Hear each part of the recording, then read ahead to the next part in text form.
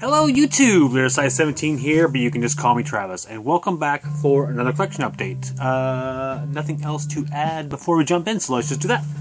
In the background, we are listening to, this is the debut album from the kind of a psychedelic rock, indie rock band Warpaint. This is their, like I said, debut album. The Fool is its name. They're from California, I believe. This is a 2010 release, I think.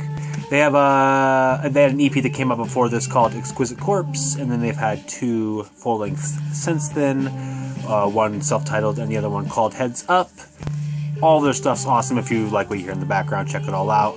Also, the bassist in this band, Jenny Lee Lindberg, also has a solo project that's just called Jenny Lee. And she has one album, came out a couple years ago, called Right On. Also pretty cool, similar to this. So anyway, if you like what you hear in the background, check all of it out, because it's all cool. Alright, first up, this came out not just this last Friday, but the Friday before that. This is a band I hadn't really ever heard before, but the album art kind of popped out to me, and so I thought, let's give them a shot. Really liked it, and I picked it up. And that's this is a Mammoth Grinder with their, like I said, new album, Cosmic Crypt. This is released on Relapse Records. And actually, let me side for a second while I say Relapse. How do we all feel about Relapse record OE strip things? I don't know. They don't have the same pizzazz for me. They feel a little disingenuous. They feel very ad-focused. I don't know. What do you guys think about it? They gave me 2. Not that I really care. Anyway, let me know. Anyway, back to the Mammoth Grinder. I don't know, looking into this band before this, I always kind of thought they were kind of like a sludgy doom band, and they are kind of listed that way, but this is not that. This is some savagery. This is like this is like crusty death metal. Just like super abrasive, caustic vocals, just like pummeling drums, just like destructiveness, just like it kind of has kind of almost like a grindcore-ish vibe to it. It's really relentless. Really like this one a lot. I'll have to dig back into their past discography to see if what the other ones sound like, and if they sound like this, I'll probably pick those up as well. Yeah, if you're not familiar with this band, which like I said, I was not previous to this. 2 of the guys are in the band Iron Reagan, and then also the other guy, which there's 3 guys in this band. The other guy is in the band Power Trip, so that's pretty cool. I like both of those bands. So yeah, just for you to like, just 28 minutes of just like smashing Mammoth Grinder, Cosmic Crypt, worthwhile pickup. Alright, I thought about waiting until the end of this video, like a jerk, to show this off, but I couldn't do that.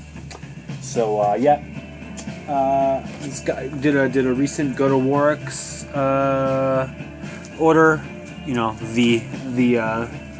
order, and was one of the many lucky people to actually end up getting this record, and that is the Obskuritatem Vampirska Kakofonija.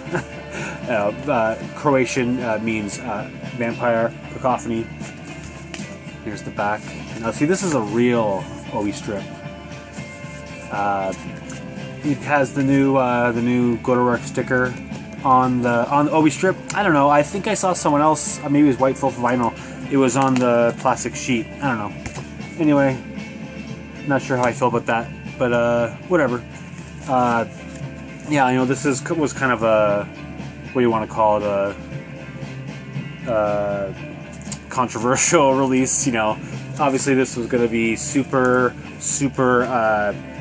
in demand. There was only going to be 100 copies additional, because the first one, I don't know if I've ever seen it sold on Discogs for under $100, and I knew I wanted to have this on vinyl, so I knew I was going to have to do the refresh game thing. And yeah, did a lot of that, did a lot of sleeping and checking, and just was lucky enough to get it. Yeah, so yeah, if you're not familiar with this band, raw black metal, Bosnia and Herzegovina, member of the Black Plague Circle. This is a compilation release that originally came out, I believe in 2016 on a cassette. Black and Green Records. I think it was just the first 3 tracks were on the cassette, and then last year God of War pressed this to vinyl, adding the remaining 5 tracks they were unreleased previously. I don't know, kind of similarly to the way that I listened to the release How Malcolm the Cross by Leviathan. So even though it's not a full-length album, I sort of listen to it that way, and so that's how I listen to this. It doesn't really matter, but anyway, this is an awesome release. Really like it a lot. Really, really happy, and really feel lucky to have gotten it. Comes with the inner sheet. It says, in sacrifice of dead against the... Yeah, I don't know what that says. And then there's the other side with... That's a cool looking art thing.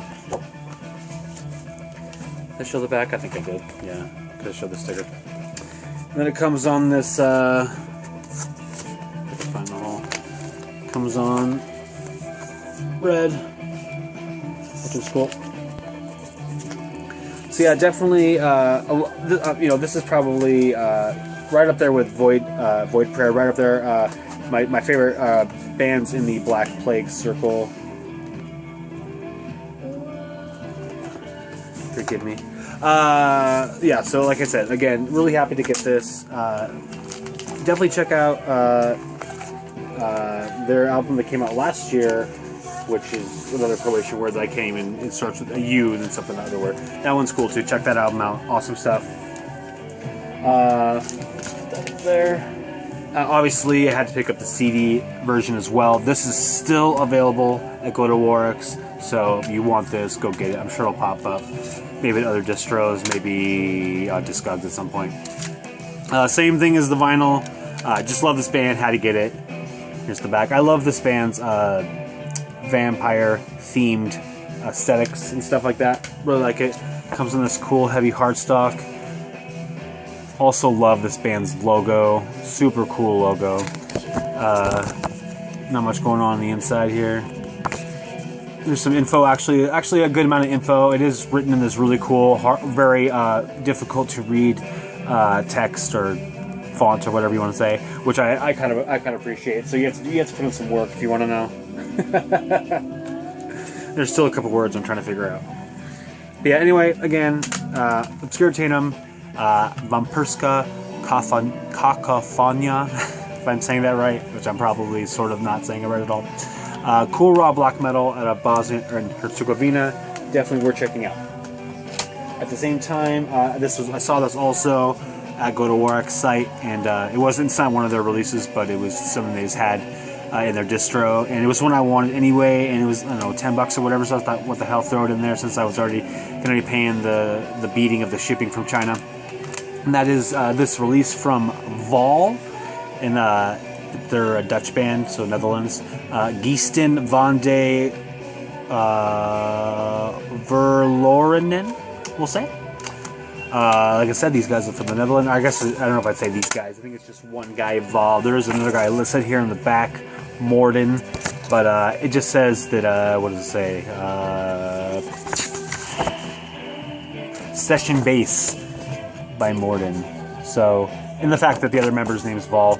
This is kind of like a one-man project with like a session bass as far as how I'm looking at it. Cool black metal. Nothing that super is wowing me, but it is a really solid release. Really like this album art too.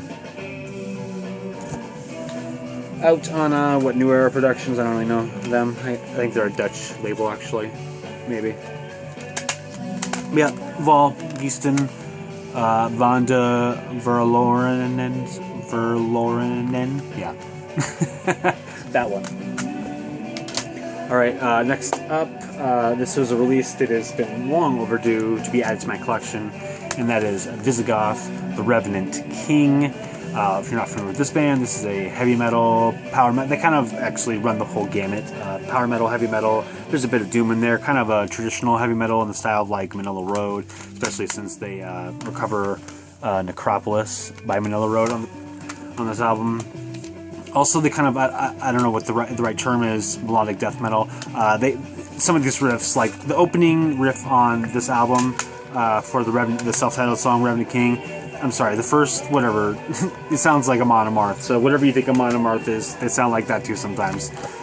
But yeah, thought since they have an album coming up actually this Friday, pre-order coming my way, I thought, you know what, I should pick up their first album. Just lyrics on the inside here. Yeah, these guys are just like, I don't know, progressive is, I guess I would have to say progressive too, because they're just kind of, you know, moseying on through different genres and stuff like that throughout songs. You know, the songs are mostly fairly lengthy, you know, 5, 6, 7, 8 minutes, you know, all of them. So, you know, that's kind of cool. Just, you know, just really strong material out of Metal Blade Records. Yeah, you know, nothing really to really say with this guy other than just like, this is just, you know, a really cool, if you're into, you know, heavy metal with lots of progressive flares to it, definitely check out this Visigoth band, the Revenant King. A lot of people really like this album, and for good reason, because it's awesome. I'm hoping that the Conqueror's Oath is their second one that's coming out. I hope that one's just as good. I've heard some tracks on it already, and it sounds great. So I have a feeling that it's going to be right up here with this one. So again, Visigoth, Revenant King, awesome album. Check it out. All right. Then I did an order, and this is kind of the reason why I picked this Warpaint in the background, because I feel like people who like this band might be into this Warpaint. I don't know. Maybe I'm wrong. Sirmeatwad here on YouTube, who's awesome. He did, you know, on his top 15 non-metal releases, albums of 2017 that he liked the most. In the background, he had an awesome band playing, and I really liked it. And I mentioned to him that I had listened to it and really liked it. And from that point on, he like peer pressured me to buy it for like weeks until I finally broke down and bought it, which was fine because I did want to buy it anyway. But I thought it was funny how much pressure there was.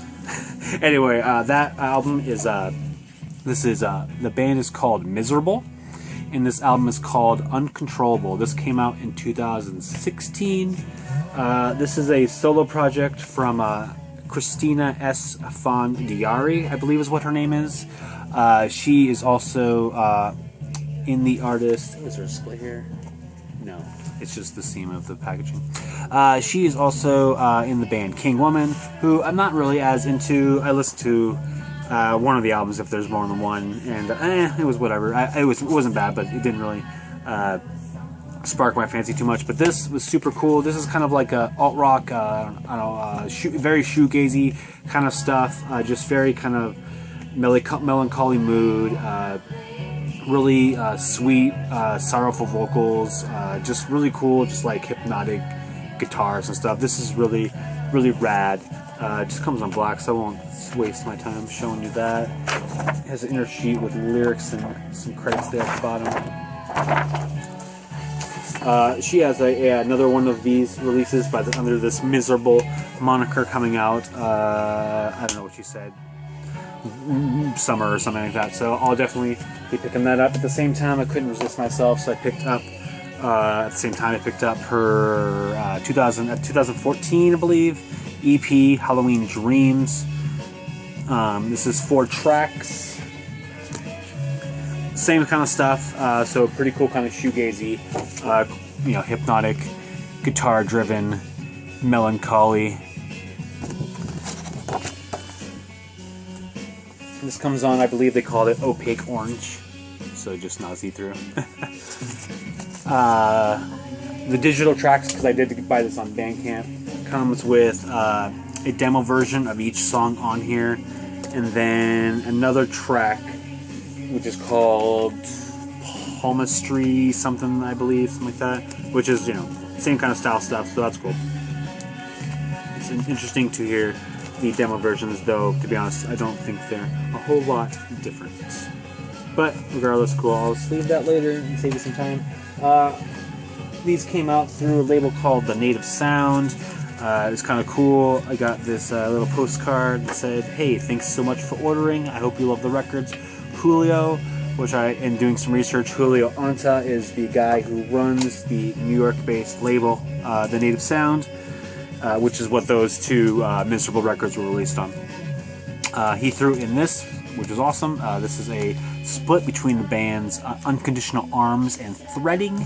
I wasn't familiar with either of these two bands. Obviously, they're both released on The Native Sound. I listened to this twice over. Both are kind of like post-rocky kind of stuff. In particular, the Unconditional Arms I really liked. That one was really cool. The Threading was okay.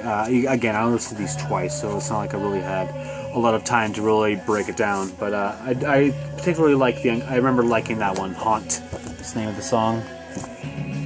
Comes on black. But regardless, that was cool of him to throw that in. Certainly, it seems like this label has that kind of, shoegaze, post-rock, that kind of vibe overall. It seems. I might check out some of their other artists to see what else seems cool. So yeah, that's all I have for this week. One thing I do want to say for your guys' sake. Let me pull these down for you. What is the name of that band? So tomorrow,